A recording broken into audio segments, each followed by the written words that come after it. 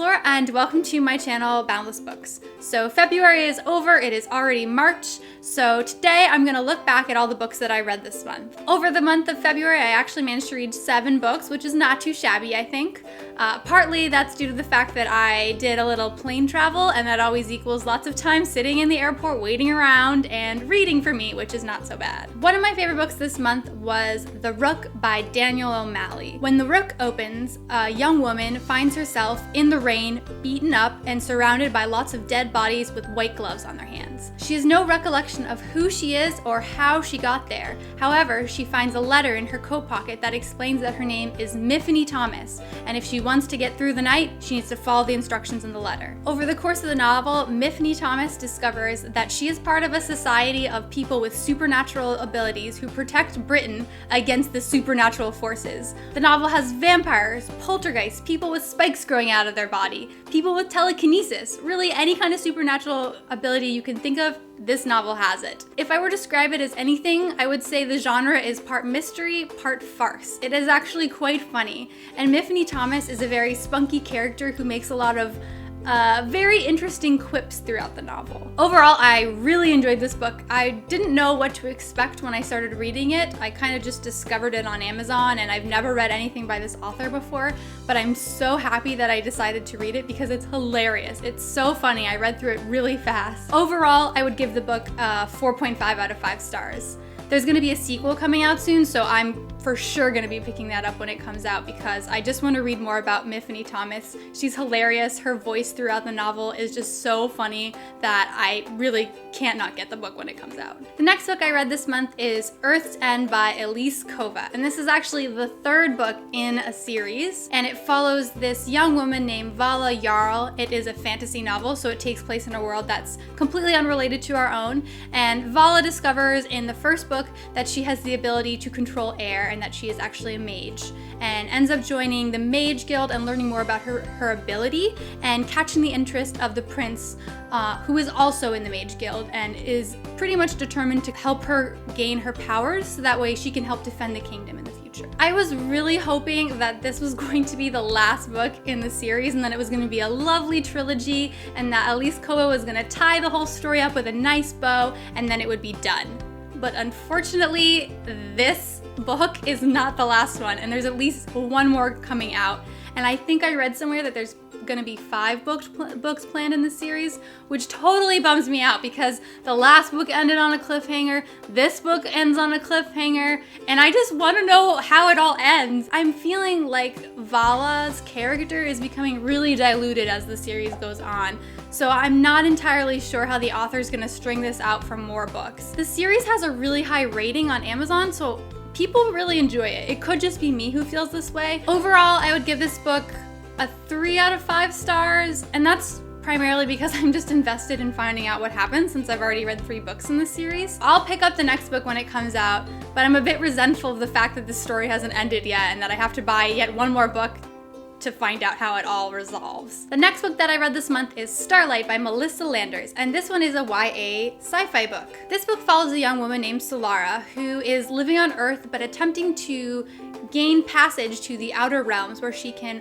work as a mechanic and hopefully gain a nice future for herself. However, Sara has a criminal record, so gaining passage to the outer realms is proving to be quite difficult. To secure travel to the outer realms, Sara decides to indenture herself as a servant to a young socialite called Dorian Spalding. Dorian Spalding has somewhat of a history with Sara. They went to the same school growing up, and he treated her less than nicely. Through a series of strange and bizarre events, both Sara and Dorian end up on a ship of scavengers, interacting with space pirates and running from the government. This book actually reminded me a lot of Firefly, if any of you are fans of that show, which I definitely was. I love Joss Whedon. In addition to pirates, this story also has a little bit of a love story between the 2 main characters. The characters start off having a pretty antagonistic relationship, and then over the course of the novel come to, in a very realistic fashion, become friends and something a little bit more than that. But I really enjoyed it, and I thought that it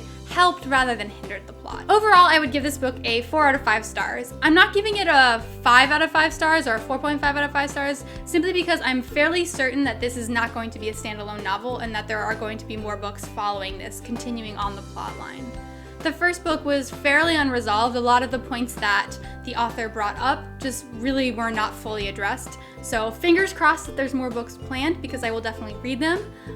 But until then, I don't think I can fully pass judgment on this. The next book that I read this month is Assassin's Heart by Sara Ahiers. And this is actually one of the books that I mentioned on my top anticipated books of 2016. Boy, was I wrong about this book. I thought the description sounded really cool. On Amazon, it's described as Game of Thrones meets Romeo and Juliet, so I was pretty much sold. Basically, it follows two warring assassin families. One family gets killed off and the remaining survivor goes out for revenge against the other family. Unfortunately, I really couldn't get very far into this book. It's hard for me to describe why I didn't like this book so much.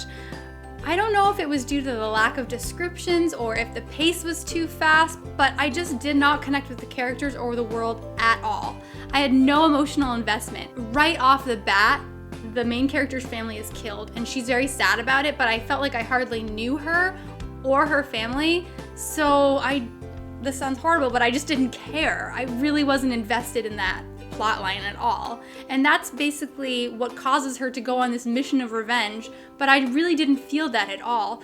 So I didn't finish reading this book. I got about, I don't know, maybe 50 pages into it, and then I just realized I was wasting my time essentially, and I just put it down, and I'm not gonna read it again. I guess unless you guys tell me that it has a fantastic ending and that after those 50 pages, suddenly the plot becomes amazing, yeah, this book's not happening for me. So I don't really feel comfortable giving this book a rating, because based off of the 50 pages that I read, I would give it a 1 out of 5 stars, but I don't truly think that's fair because something amazing could happen in the rest of the book. The next book I read in February is actually kind of a guilty pleasure read, and this is Grave Expectations by C.J. Archer. And this is the 4th book in a series, and it is a steampunk series set in Victorian London, which if you saw my last video, you know that I really like books set in Victorian London with steampunk and magical elements. So this book is pretty much right up my alley. The reason why I'm calling this one a guilty pleasure book is that the writing style is not fantastic. It's just a little slapdash, I would say, but it's fun and it's fast paced, and the main character is a necromancer, so she can actually raise spirits from the dead and make them re-inhabit their bodies. There's actually not enough necromancy in the book, which would be my main complaint. I wish there was more cool necromancy going on. But more specifically, the book follows a young orphan named Charlie, who at the beginning of the novel is living on the streets disguised as a boy. Her name is actually Charlotte Holloway. She's been kicked out from her family because her father is extremely religious, and when he discovers that she has the ability to raise the dead, he thinks that she's been taken over by the devil, so immediately kicks her out of his home. And living on the streets, Charlie runs into the head of the Ministry of Curiosities, Mr. Fitzroy, and is recruited to help out with the ministry's work. Grave Expectations is the 4th book in this series, so I'm not really going to go into too much about what this specific book is about, because you kind of have to have read the first 3 books, but they're all very fun. They're short, they're fast-paced. There's going to be another book, but this is one of those series where I'm kind of okay with it just being spread out because they're all really fun and they're quick. So overall, I would give this series a 3 out of 5 stars. They're really fun. I don't know why. I like reading them. There's a little bit of romance, there's a little bit of necromancy. I mean, what more could you ask? The next book that I read this month is Wayfarer Redemption by Sara Douglas, and I actually called this book out in a previous video when I was very fatigued with YA novels and decided to switch to something that was a little more traditional high fantasy for adults. I've actually had this book on my shelf since I think 2001 or 2002, and after reading it, I can kind of see why I didn't end up reading it before now. Not to say that I hated it by any means, but it's got a very stereotypical plotline, especially if you're somebody who's watched and or read Game of Thrones. So the book starts off with these creatures from the north invading. They're basically these icy, amorphous snow creatures that are eating the flesh off of anyone who they pass. And everyone in the southern kingdoms is fearful of what's going to happen once these beings rise up and, basically take over the land.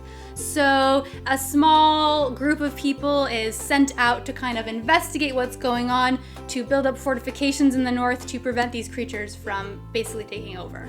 You mean like Game of Thrones? Thrones. Like Game of Thrones. Basically like Game of Thrones. Yeah, so overall, I feel like it was good. I don't love it. I'm not sure if I'm gonna read the other 2 books, which I do have. I'm kind of sad that after all that, I didn't like it that much. I kept seeing how this book was picking up on tropes that are very common in Game of Thrones, but I guess a lot of high fantasy novels reuse the same tropes, so you could kind of say that about a lot of high fantasy novels. But this one felt particularly unoriginal to me. So overall, I'd give this like a 2.5 out of 5 stars. I thought it was interesting, but definitely not memorable. I don't think I would recommend going out and buying this. I think there's a lot of other high fantasy novels that are a lot cooler that I would recommend over this one. You'll never believe in Game of Thrones. 1995? 1996. What? After some last minute Googling, I discovered that Game of Thrones actually came out a year after this book. So shame on me. Way to go, Sarah Douglas, but I still didn't love it because I've seen Game of Thrones and I just felt very derivative. But in fact, Game of Thrones is derivative of this book. So I don't know, like if they were just both writing these at the same time and happened to have a story that's very similar.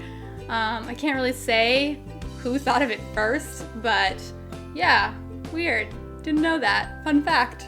And the last book I read is The Dark Days Club by Alison Goodman. And I love this book, and I actually talked about it in my last video where I ran through all of my favorite historical fantasy books. So if you're interested in historical fantasy and you want to learn a little bit more about this book, which I would highly recommend you do, definitely check out that video. I'll provide a link right here where you can go and click on that. But overall, I gave this book a 4.5 out of 5 stars. I really liked it, and it was just a super fun read. Yay! So those are all the books that I read this month. I think it was a really good reading month. Overall, I had 3 really solid books that I thoroughly enjoyed reading. In my next video, I thought it would be fun to do a roundup of all the books that I think should be movies and that I can't believe are not movies yet. So if you like this video, please be sure to give it a thumbs up and to subscribe to my channel so you can stay up to date with the latest videos that I post. And until next time, my name is Laura, and I will see you guys in the next one. Bye. Poltergeists, ghosts, vampires, dragons, you name it. You name it. You name it. I can't name it.